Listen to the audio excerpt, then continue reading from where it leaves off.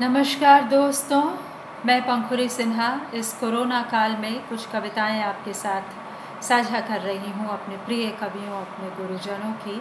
और उस श्रृंखला में आज बहुत प्रिय कवि आदरणीय प्रयाग शुक्ल जी की 4 छोटी छोटी कविताएं। पहली कविता का शीर्षक है अधूरी चीज़ें तमाम। अधूरी चीज़ें तमाम दिखती हैं किसी भी मोड़ पर, करवटों में मेरी अधूरी नींद में। हाथ जब लिखने लगता है कुछ, तब उतर आती है रात। हाथ जब लिखने लगता है कुछ, तब उतर आती है रात। अगली कविता का शीर्षक है लगातार गरीब।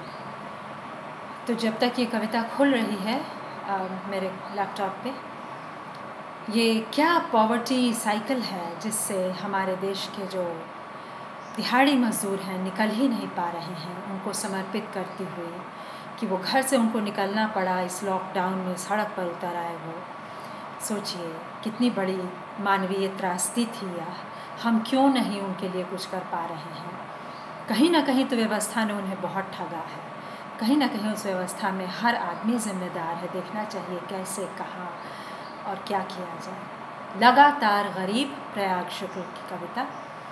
घर से निकला यात्रा पर, पड़ाव थे कई, महंगाई की मार, मैं लगातार होता गया गरीब। घर से निकला यात्रा पर, पड़ाव थे कई, महंगाई की मार, मैं लगातार होता गया गरीब। कितना बड़ा, कितना निष्ठुर, कितना कठोर सत्य है हमारे समय का, इस भयावह समय का। अगली कविता का शीर्षक है समय न था।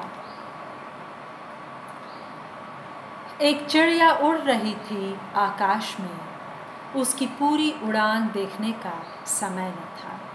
फूल हिल रहे थे कई कई रंगों में, उनके रंग पहचानने का समय न था। थोड़ी बदली थी जो ढक लेती थी धूप, फिर निकलती धूप को देखने का समय न था। समय न था कि उतरती सीढ़ियों पर जल्दी जल्दी न उतरूं, समय न था। बेहद खूबसूरत कविता है यह। और अब आज इस श्रृंखला की आखिरी और चौथी कविता। हालांकि इतनी सुंदर कविताएं हैं प्रयाग शुक्ल जी की कि एक बार और पढ़ूंगी उन्हें आपके साथ पढ़ने का लुत्फ़ कुछ और है। इस कविता का शीर्षक है चुप रहो या बोलो। या तो चुप रहो या बोलो, या तो बोलो या चुप रहो। या तो चुप रहो या बोलो, या तो बोलो या चुप रहो। बोलो तो इस तरह कि भीतर की चुप्पियों तक ले जाए बोलना। बोलो तो इस तरह कि भीतर की चुप्पियों तक ले जाए बोलना। रहो चुप तो इस तरह कि भीतर की चुप्पियाँ गहरी अथाह बोलें। रहो चुप तो इस तरह कि भीतर की चुप्पियाँ गहरी अथाह बोलें। शुक्रिया दोस्तों, आशा है आपको मेरा कविता पाठ पसंद आया।